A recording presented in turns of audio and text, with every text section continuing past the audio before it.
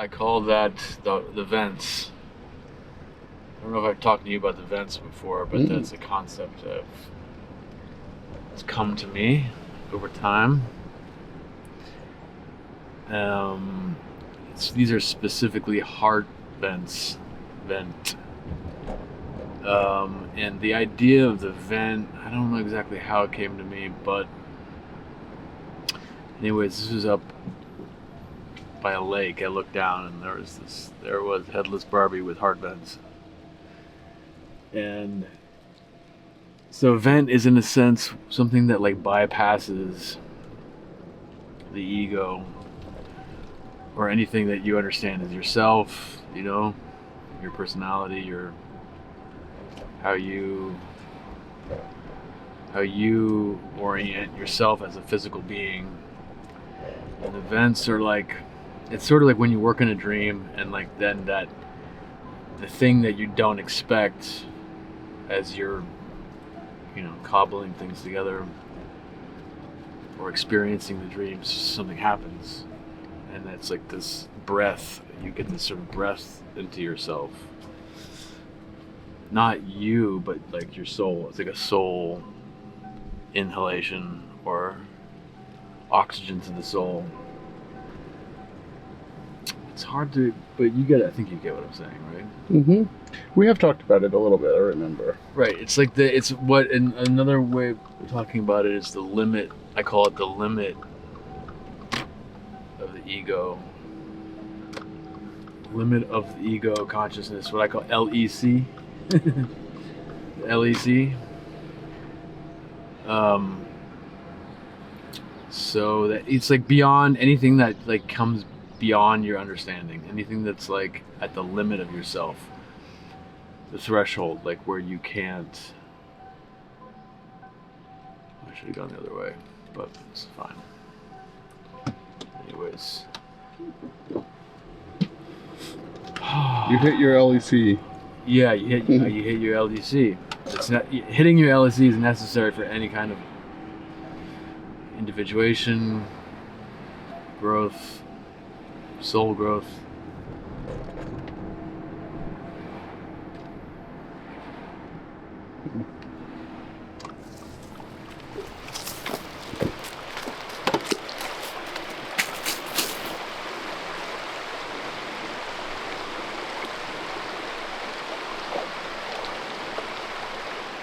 He encountered water for the first time months ago, and so the bone, what he wants, has gone under the image, under the surface, in the unconscious.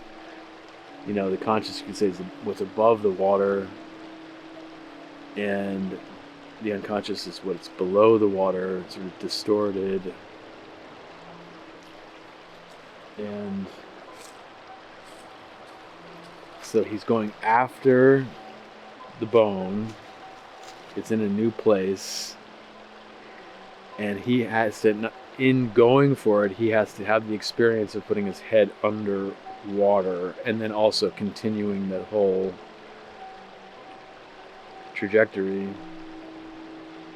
of the goal, meanwhile having his experience literally change and break trail and like neural pathways, like, oh wait, like the bone goes underwater. It's no longer above water. It's like you have to your consciousness has to go into the unconscious and experience it. And that creates a new pathway, a new experience, that's what their Herms are. That's what Hermes, that's the path that's being presented.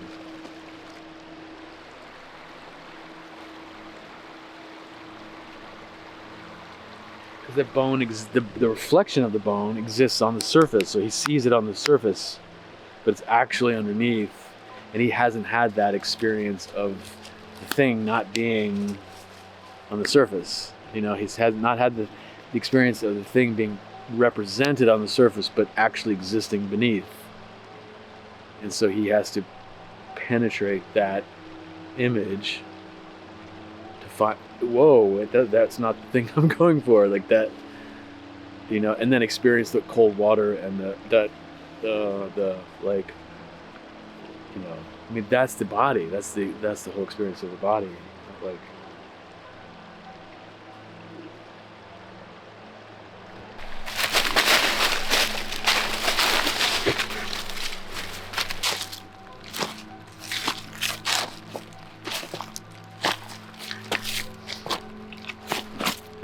Oh my God. You know, so your attention, your conscious awareness to something, with something, creates its own, like, expression. It's unique to itself. That wouldn't happen unless that happened. Unless, in a way, you know, your awareness or your consciousness is meeting with itself and recognizing itself and seeing itself, and that can't happen if the thing is spoken for, you know, if it's like represented or signified or has a name, a label, has you know, has a dissociation,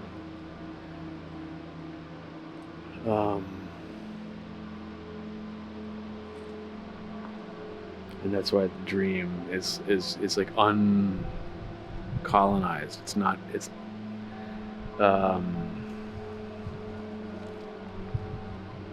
spoken for. So it allows you to kind of engage it as you really are, you know, because it's specifically a medium, a psychic medium. It's not a physical medium in which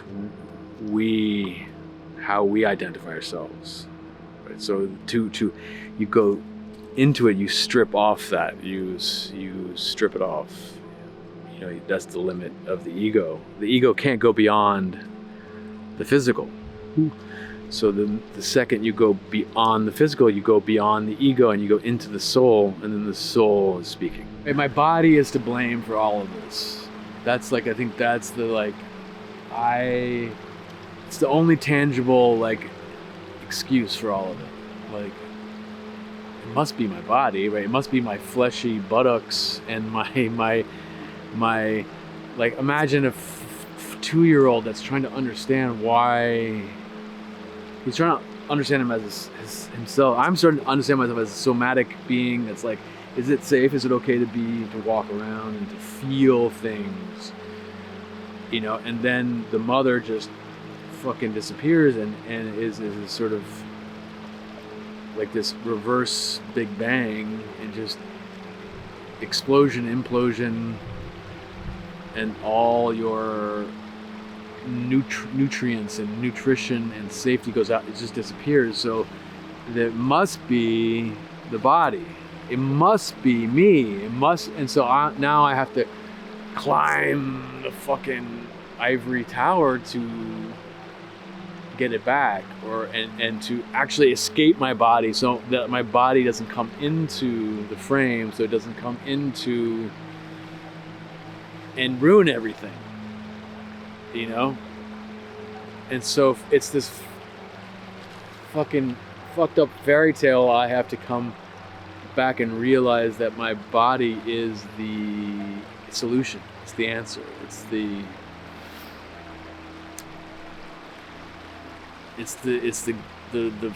slimy, rejected earth, you know, that's like our only, because that's when, you know, like that's what you were born with. That's your vessel. It's your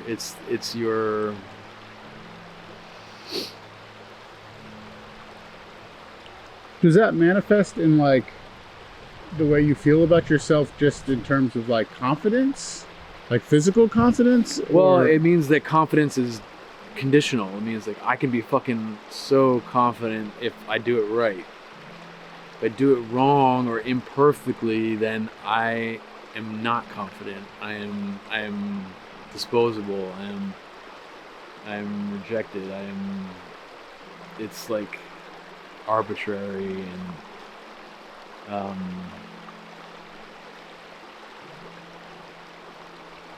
so my coming back, yeah, I think that's the end, that's the goal, that's the coming back to the body, is like that's your true confidence.